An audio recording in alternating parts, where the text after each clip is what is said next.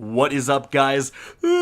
Just woke up, Cacus here. Thank you so much for stopping by. And today, Bungie has straight up come out and fully revealed the brand new Shadebinder Stasis subclass for the Warlock, coming to Destiny 2 with Beyond Light. And guys, there's some new abilities and new features within this subclass that no other subclass has. Essentially, Bungie is fully redesigning the subclass layout with Stasis, so this one is a big one, and so let's get started.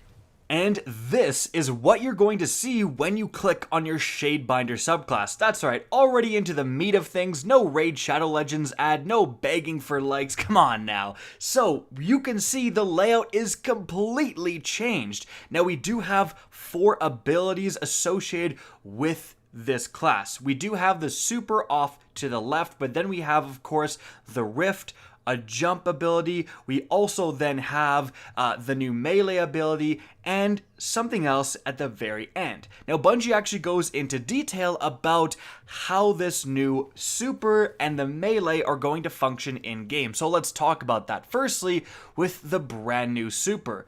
So, as you can see, it's called Shatter Shockwave. The Shadebinder detonates the crystal of their staff, creating a devastating shockwave that shatters all nearby frozen enemies.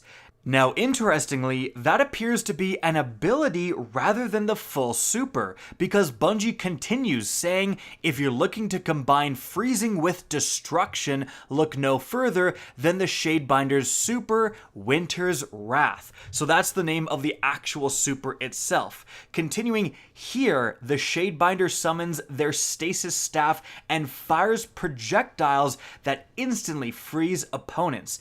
The second stage begins and the fight ends when the Guardian raises their staff, detonating its stasis crystal and sends a devastating shatter shockwave that disintegrates nearby frozen opponents.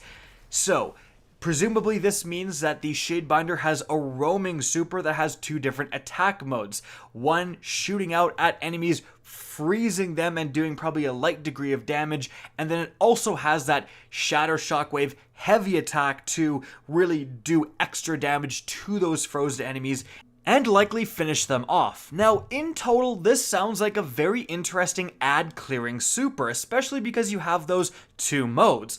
Are you just going to freeze all the enemies in front of you and then your teammates can easily mop those guys up, and presumably just the normal freezing attack uses much less super energy, so your super would last a lot longer?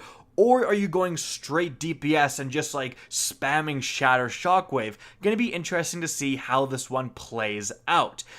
But moving on from there, let's talk about another new ability, the new melee for this subclass, and it's called Penumbral Blast. Fires stasis projectiles from their staff that explode on impact. Enemies hit by the crystalline shrapnel are immediately frozen solid. Now, Bungie continues, saying, no class embodies the concept of freezing better than the Warlock Shadebinder. Imbued by stasis energy, the Shadebinder can summon a stasis staff that fires projectiles which can freeze opponents, immediately rendering them immobile. The Shadebinder's Penumbral Blast melee attack is a quick burst of stasis energy that erupts from the staff and instantly freezes anyone it hits. From there, the Warlock can either deal with the frozen foes or leave them be and move on to more immediate threats. Alright, wow, that is pretty crazy that Bungie is saying multiple times that it's an instant freeze on any opponent, presumably, which would mean that would instantly freeze enemies in the Crucible. 1 melee can freeze you solid. Now, how long is that freezing effect going to last? Who knows? Can you move like a tiny bit and shoot back when you're frozen? Who knows? But that does seem very powerful, and from the gameplay we have seen of this melee in action, it does seem like a very far-ranged melee attack as well, with potentially a little bit of seeking properties thrown in too. So this could really be an effective melee attack in PvP. But moving on from there, if we go back to that original screenshot, you probably noticed two new slots, aspects and fragments. Well, Bungie actually explains exactly what those are. So let's start here with aspects. Bungie says, aspects manifest as physical items in the world, such as a crystallized Vex conflux or a robotic fallen arm, for example. When slotted in, aspects will offer players new abilities among other effects. These abilities can be mixed and matched freely by the player. Alright, we actually have an example of a new stasis aspect right here with the Frost Pulse. Now, it says that it has 3 fragment slots, we'll get into that in a sec, but also states a conflux trapped motionless in crystal, infinite possibilities held in tranquil inertia. You unleash the darkness within, suspending your enemies in harrowing stillness. So that's like the description of this item. So it's actual physical item you're gonna loot in the world. And it says the ability is casting your rift generates a shockwave that freezes nearby combatants. And we can see next to the abilities, the rift has a little tick under it. Now, likely that would be that it has an aspect under it, I would presume. But that's what aspects are. So you're going to go out and you're going to get different aspects from killing enemies, doing activities, all this stuff, their actual physical loot, and then you can equip a certain amount of aspects and they augment your abilities or give you additional abilities, etc. Now let's talk about those fragments. Bungie again says many aspects will have space for fragments to be slotted in. Fragments are also physical items you can discover in the world that, when applied to aspects, offer additional passive perks such as bonuses that may come with penalties. Aspect upgrades are unique to each stasis subclass, while fragment slots are class agnostic. How players combine these two different types of upgrades will lead to a range of customization options. And again, Bungie shows an example of a new stasis fragment right here, Whisper of Bonds. So, defeating frozen targets with weapons grants you super energy, but the penalty is minus 10 intellect and minus 10 discipline. Now, Bungie actually continues saying, for example, a warlock finds a Frost Pulse aspect in the world and equips it. This aspect augments their Rift ability, which now freezes any enemies caught in the field.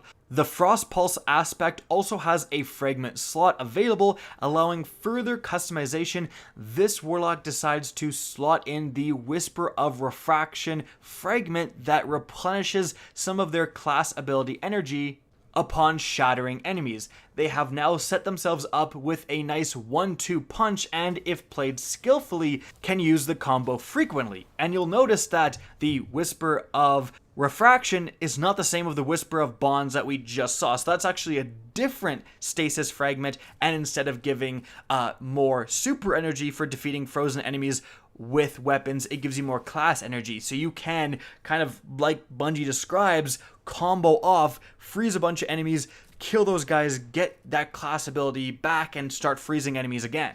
And this is all just crazy. Like, this is a totally different take on how subclasses function within Destiny 2. And this is such a far cry from the attunements and the codes that we currently have right now in the game. So if you're expecting just a copy and pasted layout, well, it is entirely different. And this looks like essentially a way to bring mods to supers. Because that's what those fragments look like to me. They really look like basically armor mods or seasonal mods, but they actually directly affect your abilities and your super. So you're going to have a ton more customization involved than just clicking whatever attunement you want. So the depth to these subclasses that you're going to be able to create and the amount of customization is just so much beyond what we have. And one of my immediate questions, I'm sure what you guys are wondering, is will all subclasses get this treatment? And I think maybe not initially, but certainly down the line. So you're going to be able to customize, just the normal Dawnblade super as well with this degree at some point. So guys, I hope you enjoyed this video, this look at the Shadebiter subclass and how subclasses in general are changing with Destiny 2 Beyond Light. If you did, please remember to support the video by liking and especially sharing. Now, if you want to see more Destiny 2 content similar to this, don't be afraid to slap that subscribe button. If you want to get in touch with me and keep up to date with the latest channel activity, the best way is to follow me on Twitter at RickKakis. That's linked in the description down below. Again, I hope you enjoyed the video, and as always, have a good day.